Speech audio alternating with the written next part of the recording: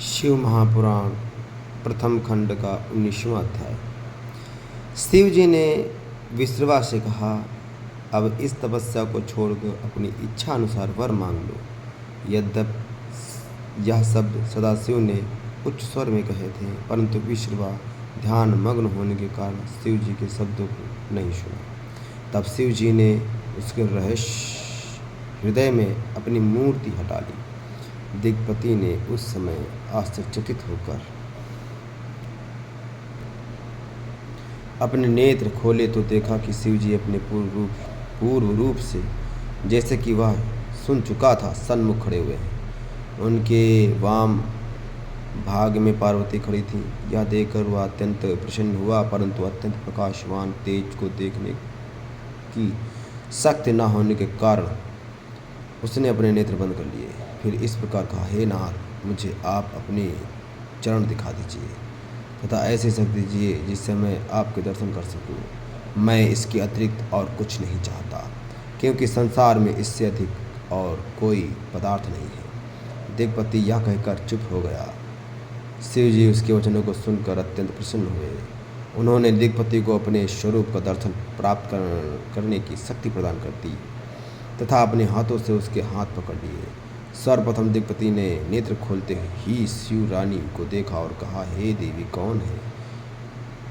इनका बड़ा सौभाग्य है जो शिव जी के इतने निकट रहते हैं। इनके पुण्य, प्रेम तथा माता पिता को धन्य है। उसने यह बात बारंबार कही तथा शिव रानी को प्रत्यक्ष कुदृष्टि से देखा। इससे उनकी आंखें तुरंत फूट गई। उस समय देवी ने क्रोधित होकर कहा, यह तपस्वी कुदृष्टि रखने वाला है, इसी से इसे कष्ट मिला है। यह ऐसे व्यंग वचन कहकर मुझे अपनी स्त्री के समान देखता है। शिवरानी बोली, हे शिव, यह आपका कौन भक्त है? कैसा भक्त है?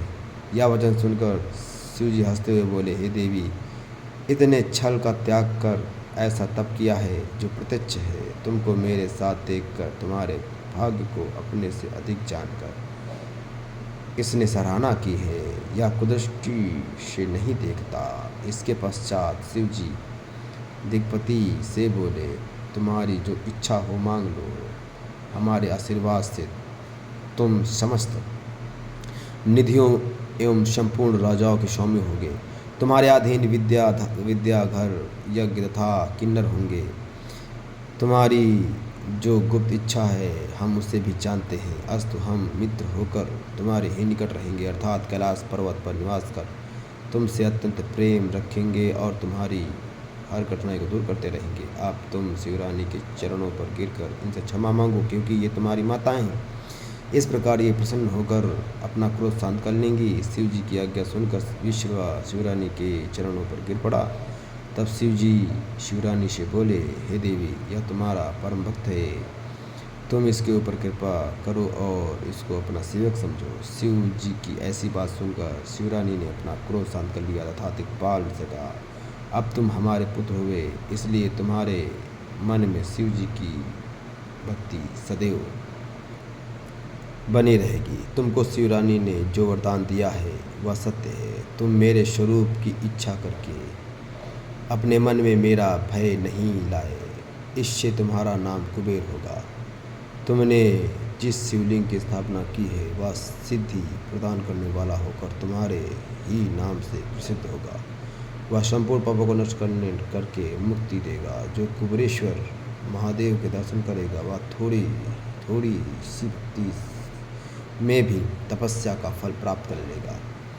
यह कुबेरेश्वर महाशिव देव विश्वेश्वर के दाहिने ओर है, जिनकी पूजा करके लोग अत्यंत आनंद प्राप्त करते हैं।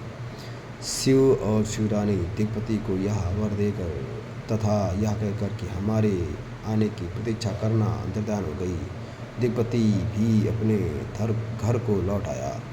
शिव जी की कृपा से उसने बहुत धन प्राप्त किया। फिर वह अलकापुरी का राजा होकर तथा शिवमित्र उपनाम पाकर शिव जी को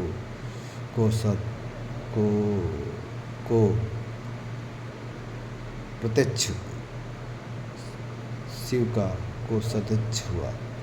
तब से वह सदैव शिव की भक्ति में संलग्न रहता है। अलकापुरी इतनी सुंदर है जिसको देखकर मनुष्य का मन मोहित हो जाता है।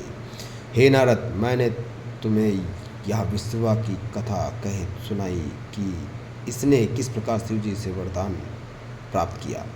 तीनों लोकों में शिव के समान दयालु और कोई नहीं है। सियावर रामचंद्र की जय।